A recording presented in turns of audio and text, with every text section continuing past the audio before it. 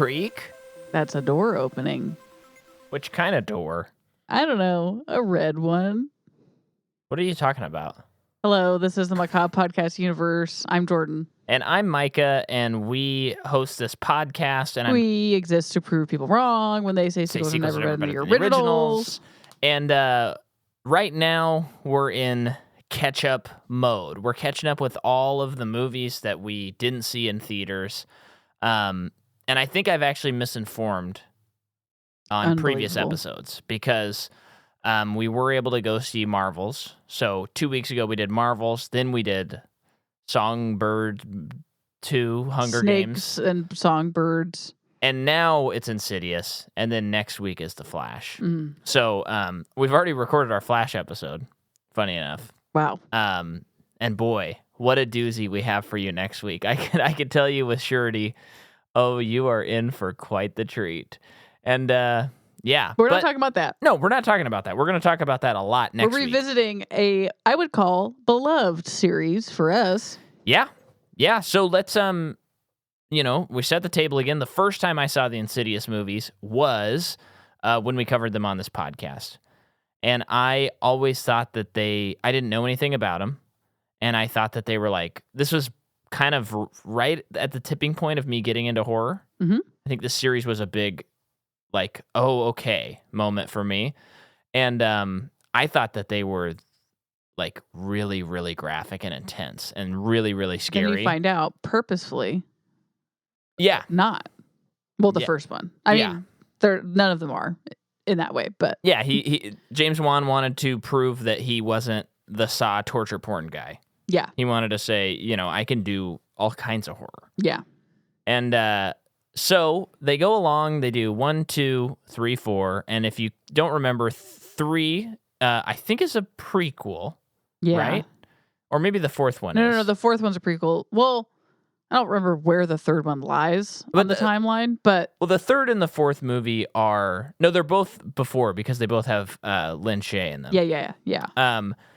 But they're kind of like the adventures of Speck and whatever the other guy's name is, the two ghost adventure guys, and Lin Shaye. So that's kind of what they did there. Specs and Tucker. But this movie, kind of all of a sudden, they're like, wow, Insidious: The Last Key also did well. Let's put another one into production. And they're like, let's go Insidious 5. And they start working on it, and they're confirming the cast and stuff. Well, actually, before that, they say Patrick Wilson is going to direct this movie. Orm himself. They got him. They got Orm, who believed he was the rightful heir to the throne of Atlantis, but was not, in fact, as we learned. So they got him, and I was like, that's so interesting. He must have an interesting take. It wasn't even so much that. I was like, this guy must really love Insidious because he hasn't even directed a Conjuring movie. He can't even get out of that franchise. Yeah. I mean, the guy loves working with James Wan, and he's in most of his movies. Yeah. It seems like an oversight that he wasn't in Furious 7, but I'm actually glad for him that he didn't have to deal with that. But it's a little... It's just always interesting when someone's been an actor for so long, like, oh, they want to make the transition to directing. Like, what was the thing that was like, oh, yeah, I'm going to direct now? Mm-hmm. And it's the 5th movie in a horror franchise? Yeah. So I was really excited about that alone, because I was like, they got to have something great for this. And leading up to this movie coming out, so obviously we didn't see it. This is the catch up, so we didn't see it in theaters when it came out because of Baby. Right. But I remember seeing some fun press for this movie where I'm assuming this is LA, where they had a big like on the street, like you walk by a billboard of the red door, and there is a red door, and you walk by it, and I think people hear noises coming from behind it, and you knocking, can open it, and you would open it, and you'd be scared by the lipstick demon. I think it was lipstick. Yeah. Yeah.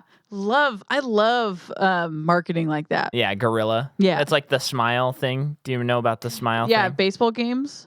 Yeah, so for the listener, if they didn't know, but for the movie Smile last year, they hired people to go to professional baseball games, and they'd put them at the seat behind home plate, and they would smile the entire game and not look like they just look at the camera, and they would not do anything else. And there wasn't even like a brought to you by Smile movie. It was just like all these, I think there's a few people that were kind of like, why are there all these, like this weird person just smiling the whole game? Yeah.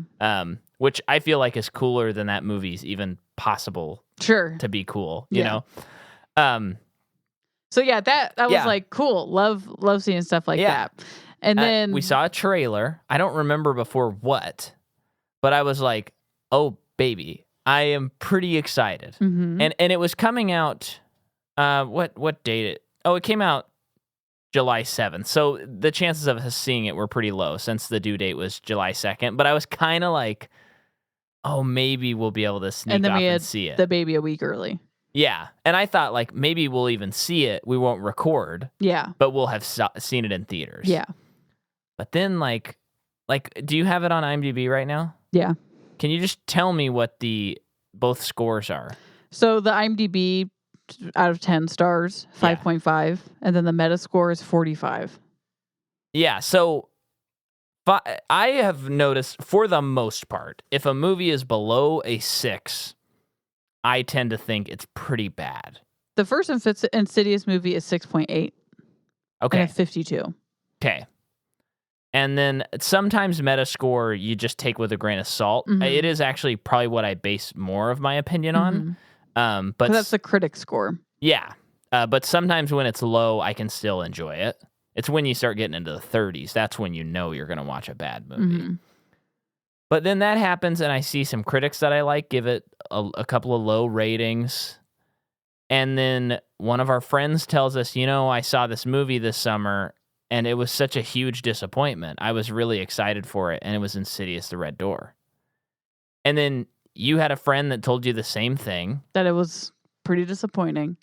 And then we were just trying to ride the wave of, watching a movie on streaming and not renting it. And so we're sitting there and we're kind of putting off this recording because I was like, I was hoping that we could rent it or get it from Redbox or something like that for really cheap, but it's like $4 or $6 on YouTube, which isn't actually that much. We were about to see it in theaters, you know what I mean?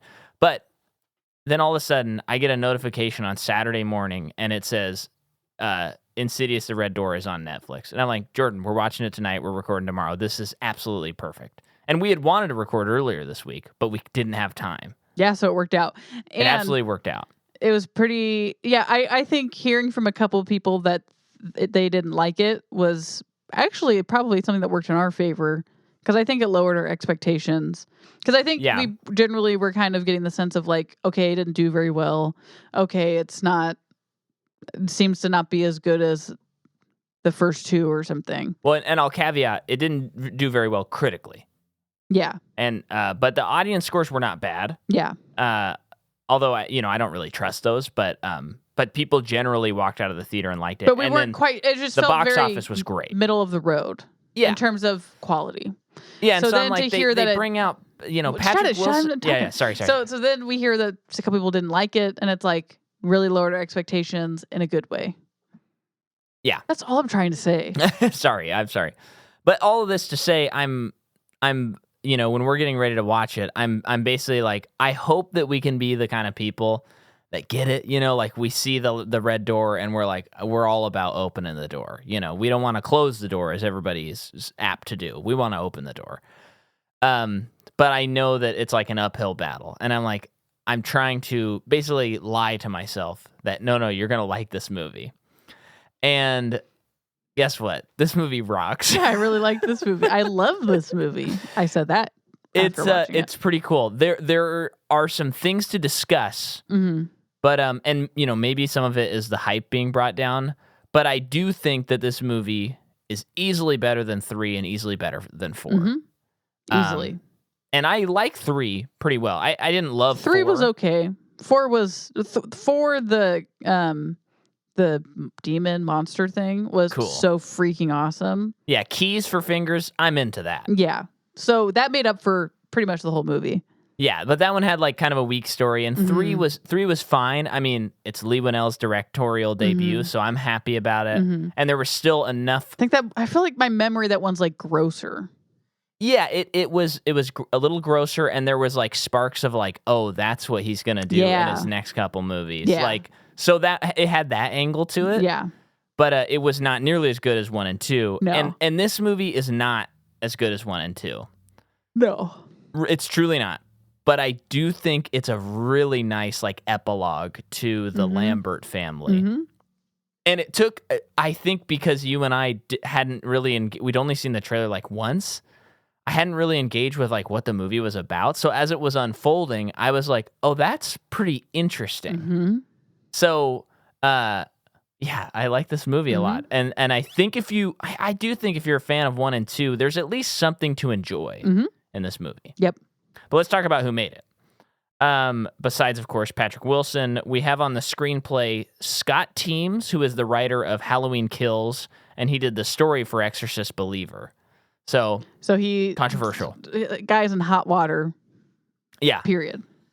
We have not seen Exorcist Believer yet. I'm still looking forward to it, but people seem personally offended by what David Gordon Green is by David Gordon Green's work at this point. Yes. That's how it feels. Yes. And I get, and one, like Micah said, we haven't seen it, but we did like the Halloween movies. We love and we particularly liked Halloween Ends with people particularly Team Corey. Yeah. We'll always be Team Corey. So it's looking good for us on Exorcist, but I do understand people being up in arms and like really pissed because one of the greatest horror movies of all time. Same with Halloween. Well, and I feel like the impression I got was, you know, I was seeing people with Exorcist Believer basically saying, I didn't love Halloween Ends. Like a lot of the people I was seeing about it. They're like, I didn't love Halloween Ends, but I kind of get it. And they're like, and I get what this movie's trying to do. I'm telling you, this one is bad. Like it's not really up for debate. This is like just a poorly I basically have made seen that movie. Too. And I'm still like pretty excited kind of about holding it. out hope for it just in terms of like, they're giving this guy the keys to the kingdom because he's obviously has interesting, fresh new takes on these classics. So I'm willing to give him a chance. I wouldn't even consider giving him a chance because I liked the other ones. So yeah. But I do think that because they had announced a trilogy. Yeah. I do not think he will be directing anymore. Yeah. I think there's enough backlash, enough hate, and the box office was not great. Yeah. Especially because it was like $200 million to acquire the rights to Exorcist. Jeez. Which a lot of people are like, none of the sequels have ever done well, so why did you spend that much money? That is a bad investment. Yeah. So I don't think they're gonna be. I don't think they're gonna be doing that. But anyway, I'm excited to watch it. Yeah. So that's Scott Teems. The cinematographer is Autumn Eakin, and she did last year's The Invitation, that vampire movie. Okay. It looks so bad. Yeah. And she's done a lot of TV, but nothing I recognized. The music, we have returning the lipstick demon himself, Joseph Bishara. This movie came out July 7th, 2023. It had a $16 million budget, and domestically, it made $82 million, which is only $1 million shy of Insidious 2, which is the highest grossing. And then it made 186 worldwide.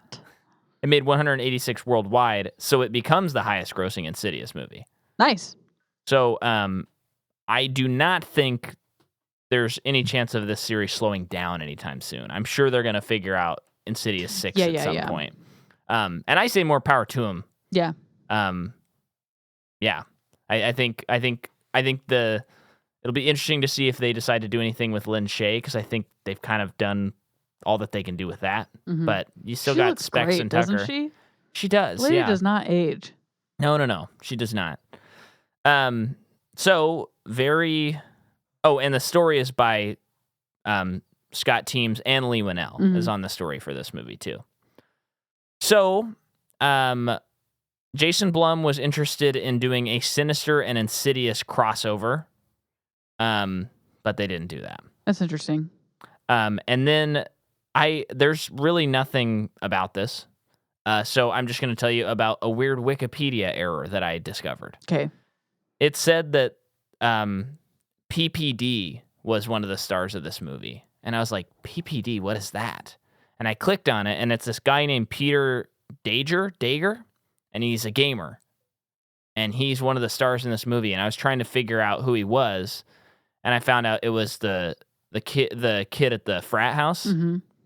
Nick, the dick. Yeah, but it's just wrong. They both have the same name, but they're not the same person. Oh, okay. So it was just sort of funny because I'm looking at the Wikipedia picture of PPD, the gamer, and then I'm looking at the picture of the guy who's in the movie, and I'm like, I can't be crazy. These guys look so dissimilar. It's insane. And I'm like, am I going crazy out of my mind? And I'm like Googling pictures of both of them and comparing them.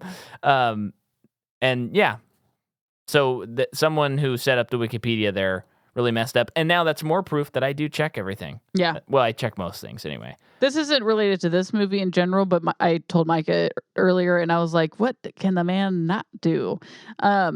I was looking up stuff about the first Insidious movie. Yeah. By accident. And can you explain that for the listener? Well, I think yeah. Basically, now that we have a baby, and I have to feed her in the middle of the night, I don't want to just endlessly scroll on Facebook. Yeah. So I've been starting. I just read about the movie that I watched the day before. Right. So. I gotta add Duel to the baby list. Keep talking. So I thought I was looking up stuff about this movie, but I was actually on the first movie by accident. Whatever. It's so boring. So what I found, though, that was crazy was for Insidious, James Wan had this idea working with the composer of like, he was explaining making the music really intense. The violins are going crazy. The energy gets so frenetic, so anxious. As a character is maybe leading up to something, you're anticipating something's going to happen, and then the music goes quiet, and then you're thinking, "Whoa, what's going to happen? What's going on?" And then a jump scare happens. Now I've just described a trope in every horror movie. Yeah, but he made that up. But I guess it's an idea that he had, and now everyone's doing it. That's so nuts. Crazy. I mean, the man is.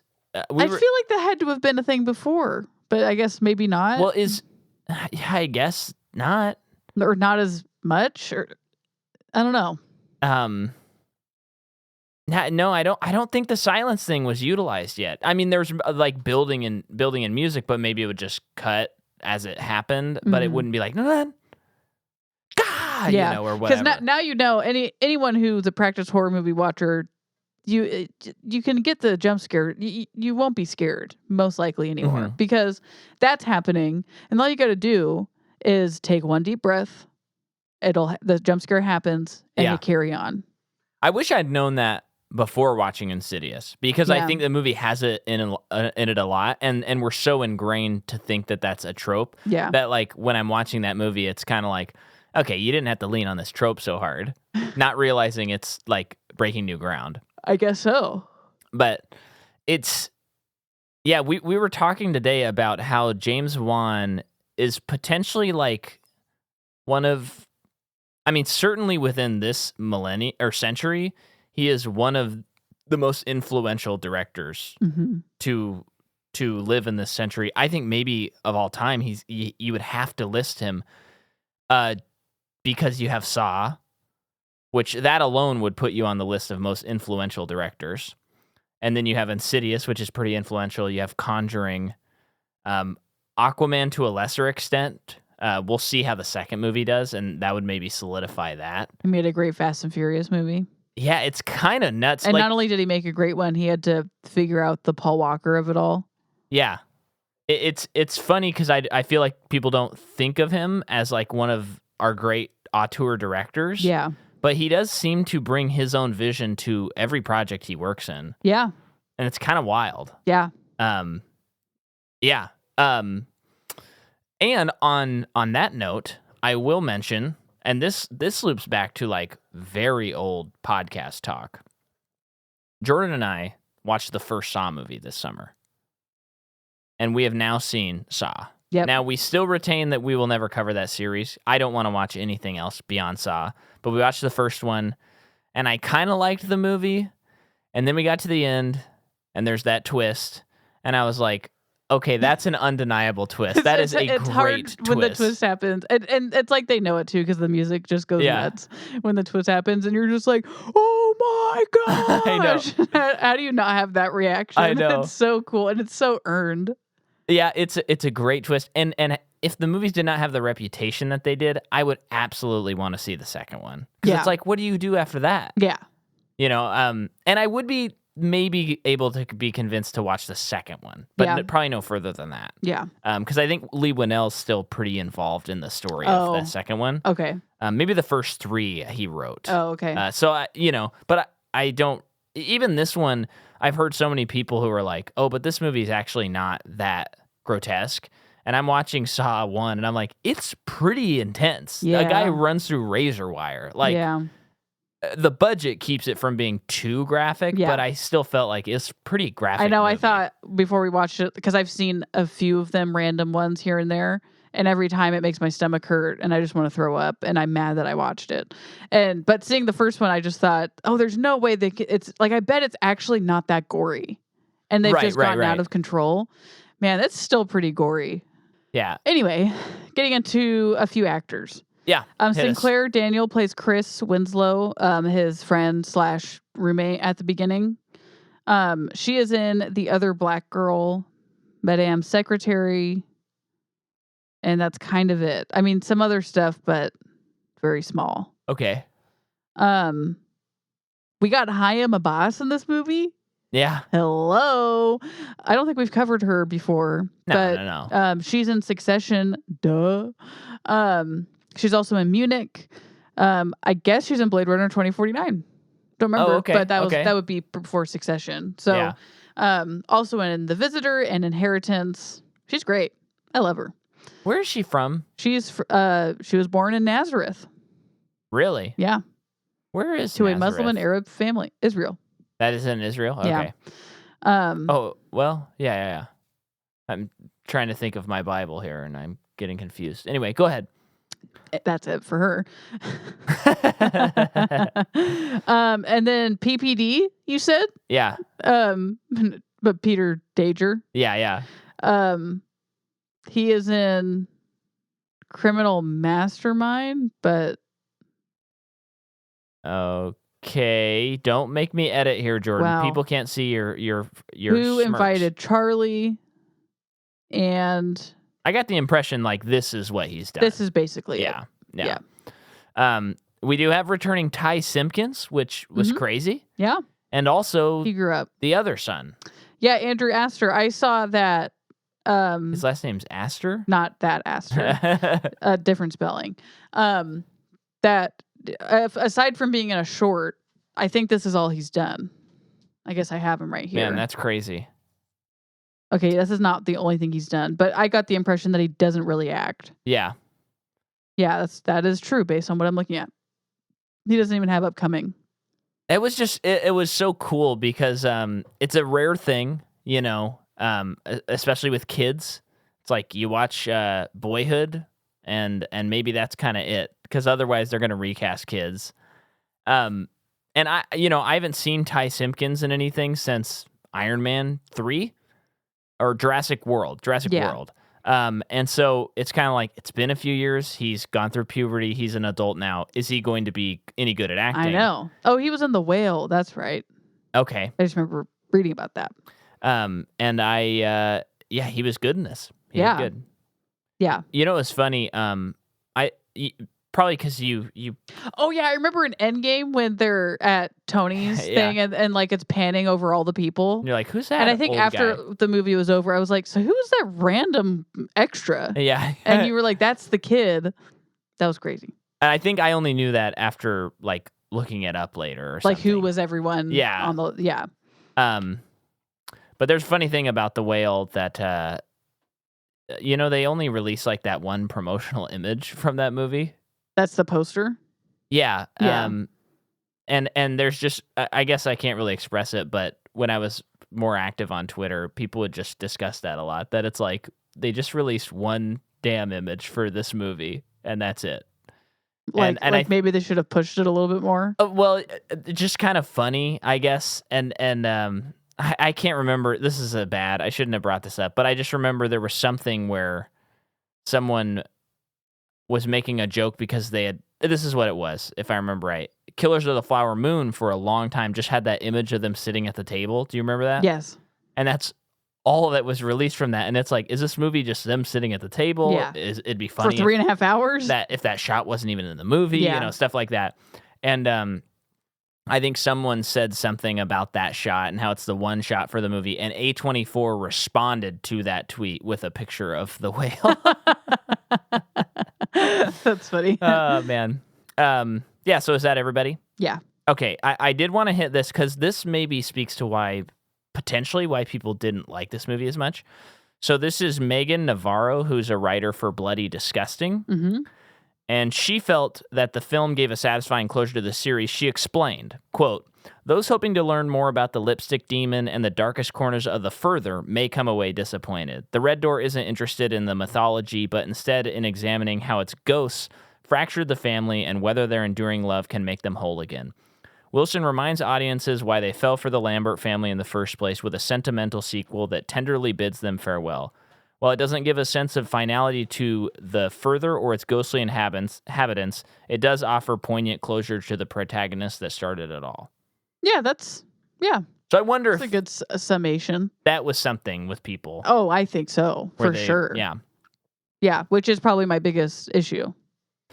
Yeah. Yes. So the movie begins. Okay.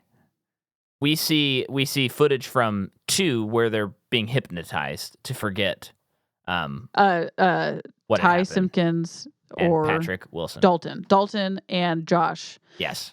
Being hypnotized to repress the memories of the events of the first and second movies. Yes. So that they can forget the Further and no longer astral project. Right. Basically to protect everybody. Right. And everyone's agreed, like family, that they will never speak of it again. Yeah. Then we cut to 9 years later. And we have a really cool shot, and already I'm like, uh-oh, I think I might like this already. I know, because yeah. this shot is like, it's just this crazy, like, 360 from the sky to the, or like 180 to the ground, and then it's upside down and stuff. And you're seeing, the gravestone of Josh's mother. Mm-hmm. And they're at the family, they're at the funeral, and it's like ashes to ashes, dust to dust, and all that stuff. And then they're leaving. And you find out that I saw this. I heard this thing. Okay, this is so specific and stupid. You're gonna be like, no, you didn't. But Ty Simpkins, Dalton is reading the verse, the passage from the Bible, and then when he's done, someone else starts speaking, presumably the priest, and it's a woman's voice, and I'm like, damn, that voice kind of sounds familiar. But I couldn't place it, and I'm like, we'll probably see and I recognized it enough that I was like, we'll probably see the person in a second. And I'll be like, oh, it's that person. Well, we never do. And then when I was looking at this movie, I saw that Patrick Wilson's wife is in this movie. Okay. Dagmara Dama, whatever her last name is. To her? Apparently. Wow. And that's her speaking. She's just like an off-screen thing, basically. Maybe she was like, I can get you high-end for this movie. I think I could hear... Like I recognized her voice because, well, one, she just has a wonderful, I love the sound of her voice. Man, they would make some insane kids, I gotta tell you. I know. And yeah, she just has such a calming voice. Yeah. And I think that's one reason why she was casted so well in Succession. Yeah. Because she just had to always like dance around everything. Yeah. So, yeah. Wow, that's cool. Fact. That is cool. That's crazy that you picked up on that. I'm impressed. And I'm not lying. I know. You don't lie. Anyway. You're like George Washington. You can't tell him. I can't. I chopped down that cherry tree just like he did, and I had to tell someone about it. What? That's what he did, right? I don't know the story, and I don't want to know it. I do also have wooden teeth. I want to know the story if Steven Spielberg directs it. Otherwise, I don't care. Is he supposed to be doing a George Washington? No, but he did so great with Lincoln. Okay. That's the only way I want to know. I was about to say he's got to do all our founding fathers. That would be amazing. Lincoln's not a founding father. Oh, well, yes, you're right. Anyway, so the funeral, at the end of the funeral, the family's back at the car, and you get the sense very early on. Well, I forget what is said exactly, but Josh and Rose Byrne, let's just call her Rose and Byrne. Renee are divorced. And this, I was like, whoa. Interesting. That's interesting. Yeah. And all the kids are getting into her car. And I think it helped because I feel like now I wouldn't consider this movie a legacy sequel. I think it's too close to the originals. But I feel like post Force Awakens, and there's probably even examples before that, when all the actors come back for something, the characters that you knew and love are divorced. Mm-hmm. That's like I think it's actually, I would consider it a trope at this point. Yeah, that's true. And off the top of my head, I can't think of another example, but I know that Well, you know what's like kind of annoying about it? What? Is because you know that they'll probably end up together at the end. Yeah. For legacy things like that, where it's like the whole movie is just going to be an uphill battle of them just figuring out that they loved each other the whole time. Yeah.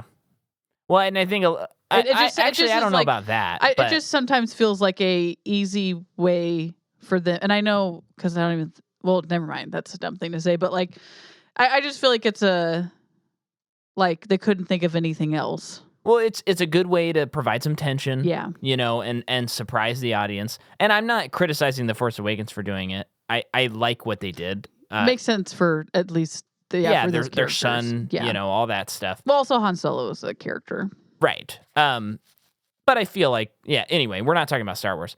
But I felt like in this movie, it felt genuinely like, oh, I thought that they would work this out. Well, the thing I thought was like, what possibly could have separated them? And as the movie unfolds, I think they do a really good job of being like, I understand how a divorce would happen with Absolutely. this. And so I was like, this is probably my favorite example of doing this, where the characters have been divorced. Yeah. So I think Jordan like one of us had to go to the bathroom or check on the baby or something, and I think I said something to the effect of like, "Uh-oh." I don't think the movie was even paused. I think it was transitioning I'm liking this to the next scene, and we were both like, "Okay." And so you see that Dalton and Josh have a very fractured relationship. Yeah, and he's having a hard time like being a dad. Yeah, and so he's trying to text him and before that. Yeah. He sees this man that we see Carl from the second movie. Yeah. Who is like not running. He is briskly walking to his car because he doesn't want to be noticed by Josh. Yeah.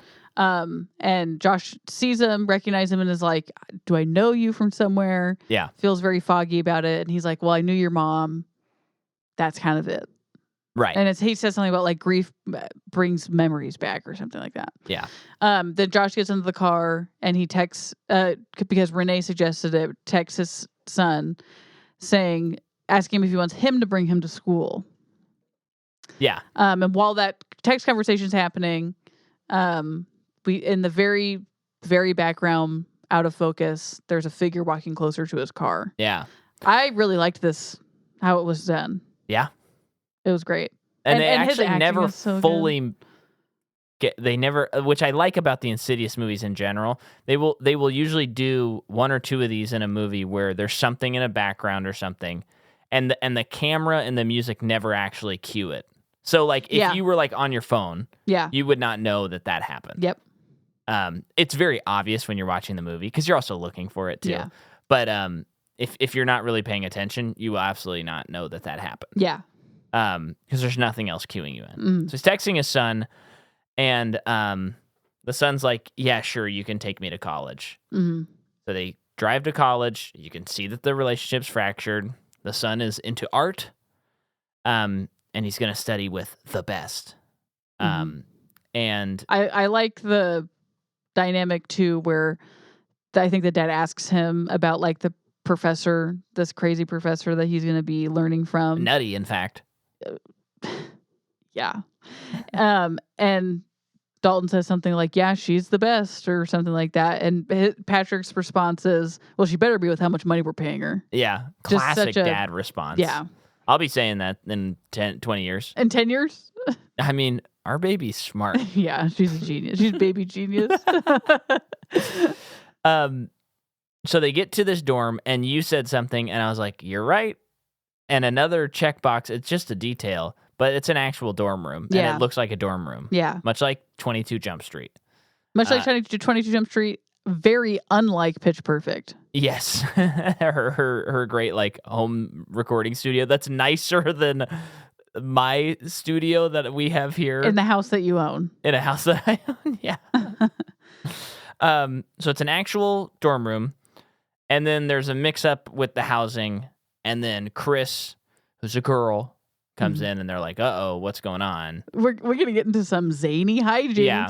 And it's Animal House. I don't think that the actress is doing a bad job. I don't even think it's necessarily a bad part or anything. It just feels a little studio notey. This friend where it's like, well, we need someone who's like comic relief. You know what? I had no issues with it. Really? That surprises me. I know. And I think it's because she was so good. She was good, but there was just a lot of stuff. But I know what you're saying. I know what you're saying. And I do think it's a trope where there's a character who comes in and they always are like, I'm pretty in touch with my emotions and I'm weird. And guess what? Sometimes I like to mess with people. And it's a little like, okay, I've seen this a million times. Yeah. And, like that scene where she said, I'm going to put like his butt paste on the toilet or something like that. I was just like, no one would do that. Like, no, like nice person would do that. And you're a nice like, you're not like that quirky where you're like doing aggressively mean things to people. Sure. I just think I don't disagree with you. It's just like an unrealistic person. So therefore I don't like that aspect of it. Sure. But there's aspects of their relationship that work. I think when they're trying to figure things out and they're in the further and stuff like that, I liked that. And I like that it didn't become a romantic relationship either. Yeah. But anyway, it's just a little bit of a studio note, and that's a little I get that for sure. Blasé to me.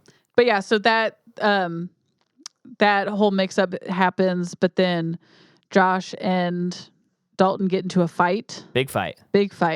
And it's very apparent that Josh grew up without a father. Yeah. And he has carried that with him his whole life. And he keeps making comments of like, well, I never had a dad. So at least your dad drove you to school. Yeah. And Dalton says something like, you're not your dad. Like, you're not, like, you're you. Like, sorry to inconvenience you that you had to drive me all the way to school. Just like a big blowout fight about that stuff I liked it. It felt real. I did too, you know? And Josh, they leave unresolved. Yeah. Yeah. And he's going to the car crying, and I did think how many kids are dropped off, and despite the circumstances, are there fights with parents and or crying because of sadness and everything? That must be hard. Yeah. Anyway, and then you add on that like a dysfunctional relationship. Yeah. So, he has a nightlight that he always puts on. Dalton. And then the next day he goes to art class. And so I think something that Dalton also mentioned to his dad was like, this is earlier, but asked if he had ever thought about getting help. Yeah. Because his dad's kind of mentioned like being foggy, being out of touch. And all of this, I'm like, oh, that's so interesting. The hypnosis like honey, I messed him love up. It. This is so wild. Yeah. So I like the pacing of this next act. Yeah. Where like they're both returning to their astral projection in different ways. Yeah. And it's being shown at the same time. So for Dalton, he is at that art class. I think they did it well because stuff is always hard with like a preeminent like or an eminent professor or something that's like rip up the painting. Yeah. The artwork, and the kid won't do it. It's like, you will never be an artist. Your art bad. And then the kid runs out crying and the person's like, but I'm so great. I don't know. Yeah. I thought that she did well. I was could have gone sour so fast. I know. I was bracing myself and I felt like all the art stuff was good. Dare I say? I was into it. And I think a big part of it is because it really tied into the story. It wasn't just like randomly like. Oh, yeah. she's just a really good professor and he's learning art. And while he's trying to navigate school life, this whole like horror thing's happening. It's like, no, that is related. The art stuff's like related to his, but what he's experiencing. Well, and I do think it works because like, so she singles out this person and says, you know, your art is like derivative basically. And it's nice. But thinking back on it, it's like, yeah, I guess I've seen that. It's like, I've seen that type of art before, I guess, you know, I'm not an art critic, but, and so you're setting it up for, she's like, you have to get in touch with yourself and your emotions. You have to get in touch with your subconscious or unconscious. So she's in a way his therapist that will like get him to astral project again. To unlock and open the door. Yeah, and so then it's like his emotions are being poured into his artwork and stuff. So it all like thematically works and it all like drives that point home. So that all worked for me too. Yeah. Yeah, so then I wrote attacked at dorm. So what? Attacked at dorm. Well, in that class, yeah. She, you know, gets them to like relax and count down from 10. Yeah. And access and as their that inner was happening, person. I was like, okay, let's go. Yeah, and he draws a door. Yeah. And it's just this thing that just floods out of him. It's just a stream of consciousness, no plans. And he draws this door that he'll be working on through the rest of the movie. Yeah. And he doesn't know why he drew it. And while he's doing it too, while he's working on it, this hand reaches out, this like demonic looking hand. Oh, right. Reaches out and cuts him, I guess. Yeah. And he like, there's blood on the door. Yeah. And this was a little cheesy, but you know, the professor gives him a Band-Aid and is like, what are you going to do about it? Yeah. But anyway, so I was still there. I was ready to go. Yeah. So that's happening. While that's happening, Josh is getting an MRI. Yes. To see if there's anything physically wrong with his brain, I guess. So, I think this was the scariest scene of the movie. It was really this was in the really trailers effective and good. A lot. I saw this a lot in the ads that I got. Okay. But yeah, I think it's so good. Already, you're in a claustrophobic tube. Well, and I feel like in a good scary movie that is scary, like usually there's a sequence where you're like, how come no one's done that already? Yeah. Because that's such a like slam dunk. And this felt like that, where it was like, oh, come on. Yeah. So while he's in the MRI, the power goes out. Yeah. And he's trying to get help. Get him out of there, but no one's answering him. And you see like hands above him and by his head, and then he looks back and sees nothing. And then he looks forward and there's some kind of like person in a hospital gown that's dead scrambling towards him in the tube. Yeah. Oh, I hate it because I'm already claustrophobic. So then that's happening and it's so freaky. But he had fallen asleep. Yeah. So the doctor's like, why are you freaking out? You were asleep for 15 minutes. The MRI went great. Yeah. So you can see he's already, because he's even considering that maybe something's wrong with him. Yeah. The door is cracked open for him. And he learns that he has nothing physically wrong with his brain. So the doctor starts asking him mental health wise. Right. Does he have a history of mental health problems, including his family history? Yeah. You should look into that. Yeah. Is what he's saying. Did you catch what I just said through the on? He should check into that. Yeah. Okay, good. And so then Chris and Dalton. Is it before this when he first astral projects and goes into Chris's room? That's after, I think. No, it is after because they're still like rooming together. Yeah. So they go to this frat party that the dad had suggested, and they're just gonna make fun of it. You know. They're going ironically.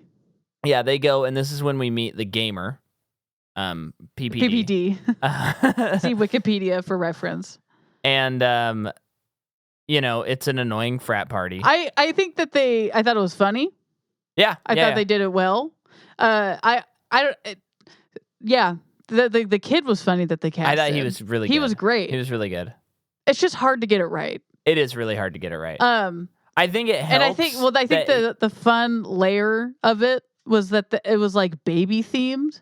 Yeah. Which I think part of it was definitely a hazing thing, but even the people who were in the frat were dressed as babies. Yeah, I know. So it was very confusing and made no sense, but it's a frat party, so like whatever. Yeah. And so they're like just snooping around, and Dalton's like, this is not good. I want to get out of here. And while he's there, he has a vision of this kid who's puking a lot. And is he having the vision? He just thinks someone is. Yeah, because prior to that, just telling him the spoiler. Yeah, I know. But prior to that, they learned that that's like maybe a year or two ago, a kid died from alcohol poisoning. Yeah, at this party. And looking back, that's a little clunky, but it's fine. Sure, whatever. Because it's like the scene before. He's like, let's drink like crazy, but remember what happened last year. Now let that happen again. Yeah. And I should have clocked that, but I think I was into the movie enough that I wasn't like paying attention. But then this thing like attacks him at one point, and it tells him you need to close the door, and he thought it was talking about the bathroom. The bathroom door. We'll find out later. It's the red door. And then they get out of there, right? Yeah. Anything else on the frat house? No. Okay. Mike Wazowski was not there.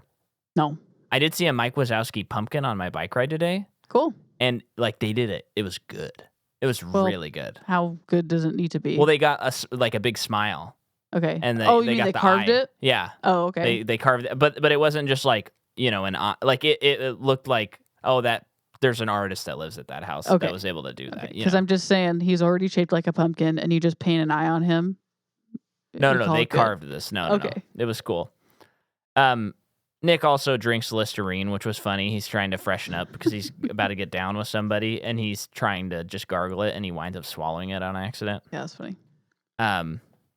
Yeah. So then, I think it's the first time where I think Dalton goes into her room. Yeah. And plays her. What's that called again? I don't know what that. Mellow. No.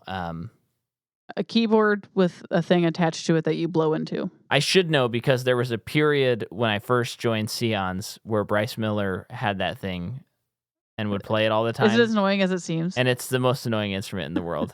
And that's no disrespect to Bryce Miller because he's kind of a genius. And but it was I just can't imagine even Bryce Miller. Room. I was like, you got to stop playing that thing. It's like Mellotron. Andy, no, not Mellotron. That's not what it's like Andy in the office learning how to play the sitar. Yeah. It's so annoying. Yeah, it's a tough instrument, and I feel like only Weird Al should play it, and then it's fine. Yeah. So, he like goes into the further, and he walks up to her room, and he tries out the instrument, and he sees it, wakes her up, and then he runs downstairs, and then she's like, "What just happened?" Mm-hmm. And he's saying, "There's something weird going on. I don't know what it is." So like a pause here and thinking about the movie. I am so hooked into this premise. Mm-hmm. So like they're both hypnotized, but they're starting like it's coming back because when I saw the trailer, I thought this could be a little sweaty, like getting to where this thing that was complete. They were able to end this thing came back. But I just feel like the movie really lays it out really well, where it's like the further's like kind of leaking into their lives, and it's the trauma that they never faced that is the reason that it's happening again. So it's like a movie about trauma. I like the idea too that in the first movie, when he was a kid, he could astral project but didn't know it. Yeah. And basically probably thought he was dreaming these things, and then he gets stuck. Yeah. But at this, he's rediscovering it and is more cognizant of like, no, something is happening. Uh-huh. And it's a fun game to him. Yeah. Potentially. I like that. It's just, I just thought it was so clever. Mm-hmm. Like that alone, like by this point, I'm like, even if they whiff it, I think there's enough interesting things in this movie that I'm like, that was a cool movie. Mm-hmm. So then, our Mr. Josh, he's trying to do memory games. Yeah, it was suggested that he do memory games to help improve his memory. Yeah. Obviously. And he's doing them on a window, and then all of a sudden this thing, we keep seeing it getting closer that he's not noticing. And I mean, it kind of goes without saying because I haven't seen this guy do a bad performance, but Patrick is killing it in this movie. He is really doing a great job. And he is just so... He's good at acting frustrated. So frustrated and so confused. He's great. He's just a treasure. You're welcome on the pod anytime. Come by for our Aquaman 2 episode. Yeah. So then he's attacked by this random thing that bursts through the window, chases him through the house. Just like some guy that has some like disfigurement on his head. Yeah. So it's like, okay, this is a dead person. Right. And he runs into his mom's room, and the thing is in the room with him, bumps him against the wall, kind of loses consciousness. But then he's able to like find this thing that he hasn't found. Yeah. That has pictures of his dad. That he doesn't know that yet. But yeah. And it's funny because when this happened, I was like, man, I wish that this guy that was attacking him looked like worse. Like he doesn't look that bad. Yeah. And then you find out that it's his dad, and he's trying to like help him. It's interesting too that he's very like warm dressed and looking when most of the spirits and dead people. Can you stop doing that? You're driving me crazy. I'm getting hot. I gotta turn these into shorts. I don't want to look at it. I gotta let my yams out. But most of the... All right, I'll put my pants back down. Oh my gosh. I rolled up my pajamas. Most of the dead people and spirits are like gray and washed out. Yeah. So it's like this is a good spirit. Yeah. That's helping him. Yeah. But yeah, we do find out it's his dad. And then it's like, oh, that's cool. Like... So he's in this box. There's pictures. Yeah. There, I think, is there's a little note that we get to later, and I think there's even some documentation of like a psychiatric ward or something. Yeah. So he was looking through archives of his dad, finds out that it is his dad. He was committed for what he was diagnosed with, like schizophrenia. Yeah. Claimed astral projection stuff, so on and so forth. So he finds out, and then his dad jumped off a building and killed himself. Yeah. So finds out that... And that's probably when I should have figured out that it was his dad chasing him, but yeah, I didn't. But he... Sounds like he never really knew anything about his dad ever. Yeah, so he just Mom never told him anything. A lot. Yeah. And Mom didn't tell him to protect him, of course. But it's also... Yeah, I mean, it's that tough thing where maybe she should have, you know? Yeah. She definitely should have. But anyway. So this is kind of where I think the movie should have added a lot more story to it. Yeah, so go ahead. Well, I do understand that. Well, what does happen after that? Well, okay, so with Dalton, they find out what astral projecting is and realize he's doing it. Yeah. They do the YouTube rabbit hole. Yeah. What did you think about that? I thought it was fun. I don't really mind. Fun ways to do cameos because we get Lee Winnell and Angus something. And then Lynn Shay. It's funny that their video was very like funny YouTube reference. Yeah. And then hers was just well shot. Right. It was like you gotta love clearly stuff, not those stupid things in movies. But I was fine with it. Yeah. I felt I kind of They had to learn about it somehow. Yeah. I kind of felt like you either don't do it and just figure out another way to do it, or maybe you leave out the Lynn Shay one. Because the Lynn Shay one was I would leave out that one. A little like... I don't think they needed it too because of the end of the movie. Yeah. But that almost felt like it may be a studio note, where it's like, we need like another... Yeah. Like explanation. Yeah. Thing. But it also like, it didn't hurt the movie that much. No, like it was fine. No. But yeah, so they find out what it is. And then they astral project at the frat. He does. Okay. And that's when things kind of go awry, right? When he's at the frat. And why is he doing it there? Is he trying to find that guy again? He's trying to find the guy and find out, what he meant by closing the door. Yeah. Okay. And he's also continuing to work on his art, and there's like a face that's forming. Yeah, but he can't figure out who it is yet with a hammer. Which that all I was like, dang, this is so yeah, cool. with him astral projecting in the frat house is like him opening the door further. Yeah. And therefore like letting things in. Yeah. And that's why Chris was able to be affected and assaulted by the lipstick demon. Okay, so this is when she's attacked? Yes. Okay. And then they do get out and get back into the regular world. Yeah. So this is when Josh goes to Renee and all this stuff gets started. Yeah. Final act craziness. So this movie is how long? Like an hour 40 something? I think 47. I think they could have gotten another 45 minutes. 45 minutes? Yeah, because I really like how the story has been going, and I like that they've really like taken their time to really get back into the family and what's going on with them. I'm so sorry. I'm just thinking of keep going. What? Just 45 minutes is a lot more time. Well, that's just I threw out a number. Yeah. Okay, so it doesn't have to be 45 minutes. But I like that they've taken their time. Well, I think if the movie was longer, this would have felt like they were taking their time. Yeah. To get back into the characters, into the family, learning their new struggles and conflicts. And then we have, I just feel like this last part is very rushed. Yeah. When I do agree that most people are going to be going into this movie wanting the further. Yeah. And it feels like we get 10 minutes of it. Yeah. This movie and it's wraps just, up you know quick. that the budget's bigger. Yeah. So, I think like after Josh finds this stuff out about his dad and he goes to Renee, keep all that stuff. He's confronting her about what he's learned, and it just he's expressing like he just feels like he's so disoriented and foggy all the time, and he knows that a lot of that has affected their marriage, and that's why he pulled away.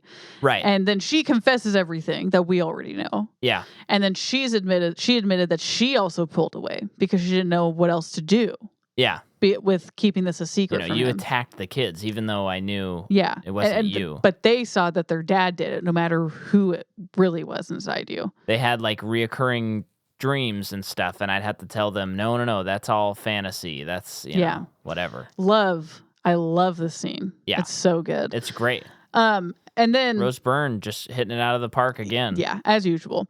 But she, so he like learns everything. Learns about astral projection again, fully, and keep the whole and then he does astral project. Yeah. To go find Dalton. Yeah. I think that it's interesting that they introduce his like dad of it all, right? Who his dad was and everything, and I don't really know why we needed his dad. Other than he's a dad and he's trying to learn to be a good dad. Yeah. But I think if you kind of take the dad character out of it, nothing would change. In a way. Yeah, no. So I think if you felt like you needed to keep that character, he goes to the astral projection and then he meets his dad and he guides him. Yeah. Through the further to find Dalton. Therefore, we spend more time in the further. Just wonderful opportunities for more creepy, scary stuff. Yeah. And then we get to the lipstick demon area, which is always so creepy and scary. So I just think they could have marinated in it. I absolutely agree. That would be my biggest note.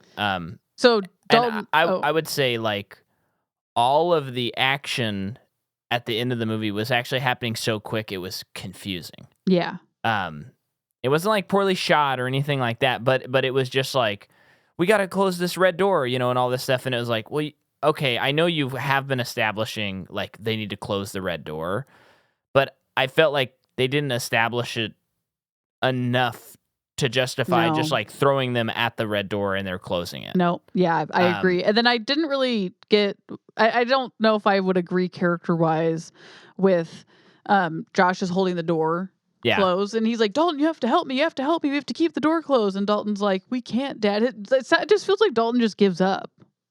Yeah. And it's like, no, he's too powerful. I can't do it. And then Josh is like, okay, fine. You get out of here. You save yourself. I'll make sure it doesn't get out. Right. And it's like, okay, Dad, bye. That's how it felt. Like, I know what they were trying to convey, like he's stepping up and being a father. Yeah. And he's making up for this. So I guess the easy, simple immediate solution is he doesn't tell Dalton, stay here and help me. Yeah. He just says, go, quick, leave. Yeah. Yeah, it was all just very, very fast and a little unsatisfying. Yeah. And it was funny because I was looking up the hammer scene today from the first movie, and I will say second movie, I'm sorry, that I think Patrick Wilson did a good job on this movie, but there was a pretty drastic, just the way the movie was shot with the tension. It's like, oh yeah, James Wan is good at this. And Patrick Wilson is learning. Even though he's been in front of the camera, he hasn't been behind the camera. So there's just something almost intangible that's like, oh, there wasn't a whole lot of tension in this last act for me. Yeah. And I think for a lot of people. Yeah, totally. But I think emotionally it works. Yeah, I think, because from my memory of the first movie, we get to the red lipstick demon's lair. And it felt very... what I think is so well done in the first movie is we still barely understand what's going on there. Yeah. And so, but now that we are in the fifth movie and we're back there, show me the layout.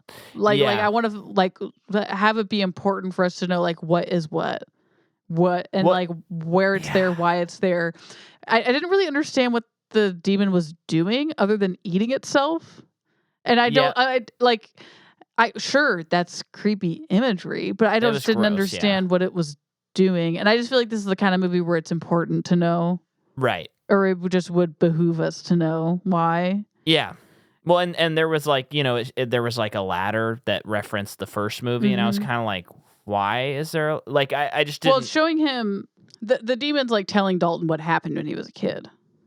It's like bringing, I don't know why the demon has to do it. But that's what it's doing is it's like, this is the ladder. That's when you were a kid, you were up on the ladder and then you fell and then you went into this coma, because then it showed him and his parents in bed, and it showed that he was in a coma.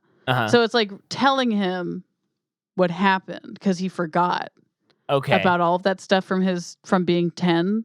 Okay. I don't know why it needed him to know that, other than maybe like to get to that place of despair that he reached. Yeah.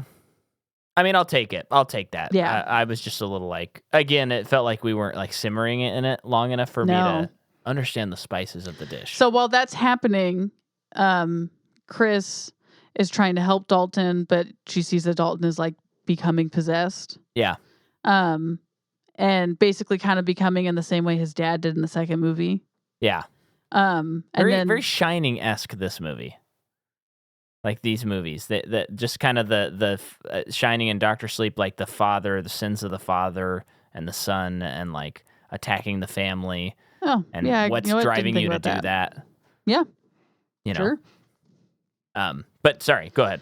So she's trying to help Dalton save Dalton, and then all these other spirits are coming out because they're attracted to him. Yeah.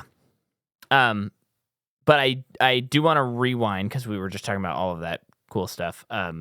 But Dalton finishes his painting, and he sees this person holding a hammer, and it kind of sort of looks like the dad. It's his dad.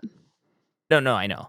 And he takes a picture, and he talks to his brother, and they both kind of freak out, and they're like, "Oh my gosh, what the heck? That's dad." And then he's looking at the painting. He does the countdown, and this is the coolest shot of the movie. The camera pans in such a way that the hammer is like outside of the painting. And I think you're right. I think it was trick photography. I don't think it was a CG effect.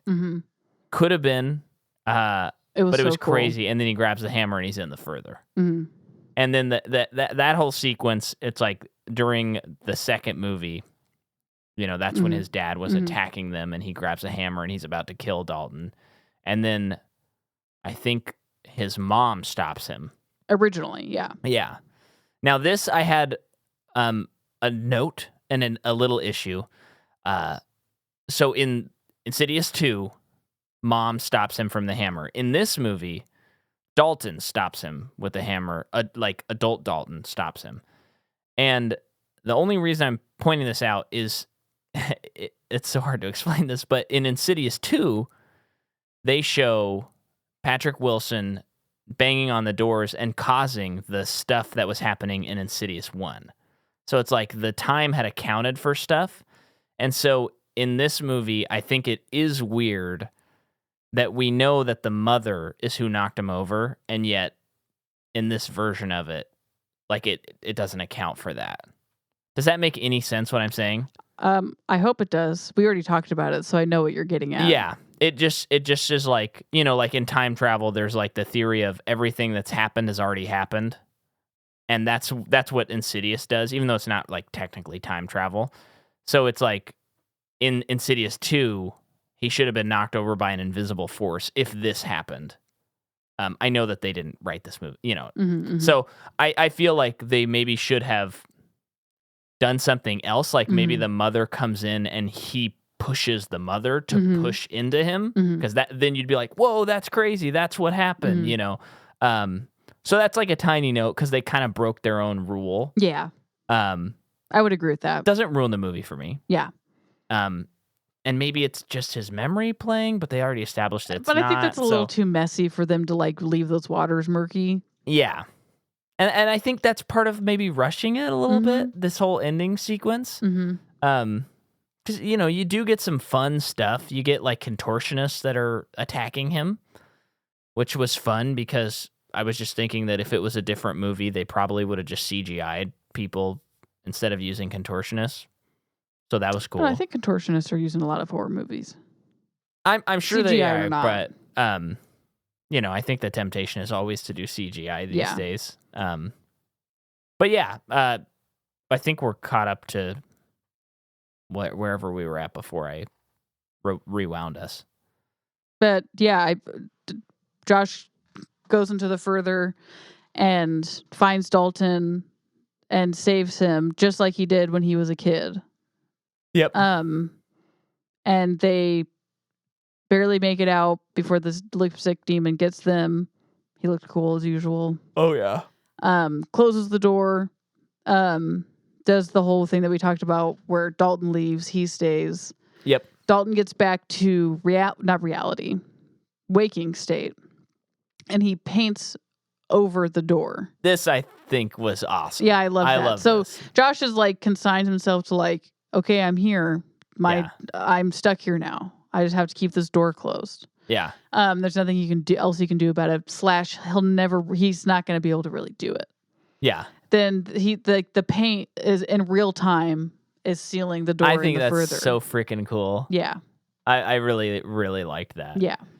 And then this also makes like earlier in the movie, he puts up his paintings in the dorm, and the dad's like, didn't make the wall. And then after this whole event, and they've reconciled, he goes to his dorm, and now that painting painted over that is his dad getting him with the lantern. It's before like, that though, we think that Josh is going to be stuck in the further. Oh, sorry.